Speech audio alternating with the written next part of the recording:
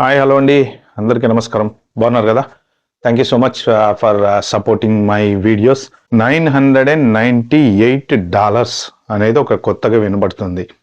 Illegal undocumented ఇలాంటి వాళ్ళకి $998 per day fine వేస్తున్నారట. దాంతోపాటు ఆస్తులు కూడా గుంజుకుంటున్నారట.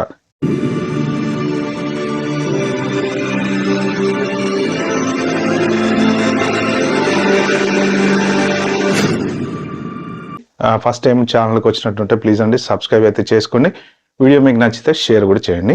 $998 చరిత్ర ఏంటి బేసిక్గా అంటే, ఇల్లీగల్గా అన్డాక్యుమెంటెడ్గా ఎవరైనా ఉంటే వాళ్ళు గనక వాళ్ళు ఇచ్చిన డిపోర్టేషన్ లెటర్ అనేది ఏదైతే ఉంటుందో, ఇప్పుడు మీరు ఈ కంట్రీ నుంచి 30 daysలో వెళ్ళిపోవాలి, 15 ఇప్పుడు మీకు సింపుల్గా ఎగ్జాంపుల్ క్లియర్గా చెప్పాలి అంటే, సెవీస్ క్యాన్సిల్ అయిన స్టూడెంట్స్ ఎవరైతే ఉన్నారో ఆ సెవీస్ క్యాన్సిల్ అయిన స్టూడెంట్స్కి 15 days 30 days టైం ఇస్తున్నారు, మీరు వెళ్ళిపోండి అని చెప్పేసి.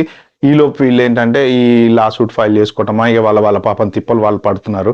బట్ ఒకవేళ వాళ్ళు ఇచ్చిన టైంలో కనుక మీరు వెళ్ళకపోతే, ఇప్పుడు కొత్తగా వచ్చే రూల్ ఏంటంటే, వస్తుందో నాకు కరెక్ట్ తెలియదు, బట్ రూల్ ఏంటంటే ఇల్లీగల్గా అన్డాక్యుమెంటెడ్గా మీరు గనక 1 day యునైటెడ్ స్టేట్స్లో ఉంటే you will have to pay $998 per day. So ఒక 10 రోజులు వేసుకోండి, ఎంత అయిందండి? అరౌండ్ $10,000 అయింది. నా దగ్గర డబ్బులు లేవు, ఏం చేయను, కట్టలేను అంటే అన్డాక్యుమెంటెడ్ వాళ్ళు, ఇల్లీగల్ ఇమిగ్రెంట్స్, ఎప్పుడో వచ్చి సెటిల్ అయిపోయిన వాళ్ళు బోల్డ్ అంతమంది ఇల్లులు కొనుక్కున్నారు, కార్లు కొనుక్కున్నారు, లగ్జరీ గూడ్స్ కొనుక్కున్నారు, హ్యాపీగా లైఫ్ లీడ్ చేస్తున్నారు. ఫస్ట్ మీ కార్ పోద్ది, తర్వాత ఇల్లు పోద్ది, తర్వాత ఇంకో రెండో ఇల్లు ఉంటే రెండో ఇల్లు కూడా బొద్ది. మ్యాక్సిమం ఏముంటే అవి గుంజుకుంటారు.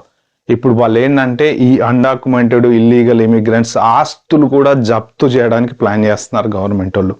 అంటే ఏ లెక్కన చూసుకున్నా మీరు లీగల్గా ఉంటే తప్ప యునైటెడ్ స్టేట్స్లో ఉంటే మా బతుకు బస్ స్టాండ్ అని క్లియర్గా తెలుస్తుంది అనమాట. $998 అంటే మీరు ఆలోచించండి ఎంత పెద్ద మనీ అది. మనం సంపాదించడానికే రోజుకంత సంపాదించలేము. అలాంటిది విజిట్ వీసా మీద వెళ్ళిపోయి బోల్డ్ అంతమంది ఇల్లీగల్గా ఉండిపోయిన వాళ్ళు ఉన్నారు.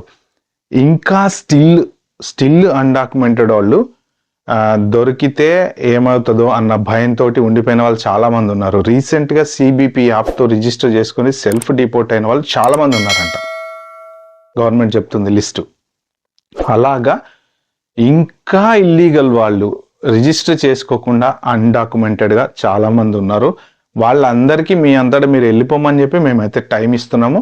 ఒకవేళ మీరు కనుక వెళ్ళకపోతే in any reason with in deportation, ఇప్పుడు చాలా మందికి డిపోర్టేషన్ ఇచ్చారనుకోండి, ఫర్ ఏదో ఒక వీసాలో ఐసోల్ డిటైన్ చేశారు, నెక్స్ట్ జడ్జి దగ్గర పోతారు, డిపోర్ట్ చేసేయండి ఇతను అంటారు. డిపోర్టేషన్కి ఒక 15 రోజులు టైం ఇస్తారు.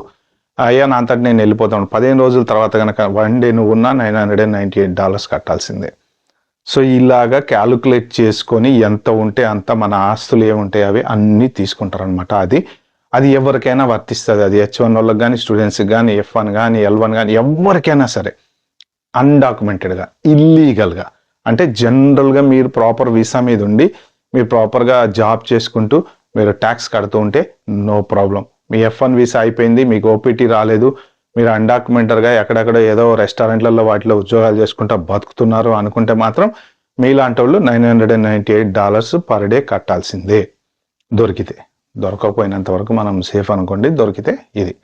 సో కాబట్టి ఏంటంటే అన్డాక్యుమెంటెడ్ మైగ్రెంట్స్ ఎవరైనా ఉంటే కనుక మీ అంతటా మీరు వెళ్ళిపోతే మీకే మంచిది అన్నట్టు.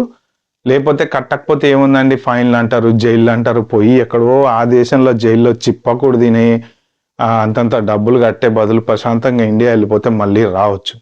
వాడు మెడబెట్టి ఎల్లగొట్టే స్థితికి మనం దిగజారిపోకుండా మనంతటా మనం గౌరవప్రదంగా చక్కగా వెళ్ళిపోయినామంటే హ్యాపీగా మళ్ళీ రావడానికి ఛాన్స్ అయితే ఉంటుంది. ఓకే ఫ్రెండ్స్, నా వీడియో కనుక మీకు నచ్చినట్టయితే ప్లీజ్ అండి like, share, subscribe my channel. Thank you.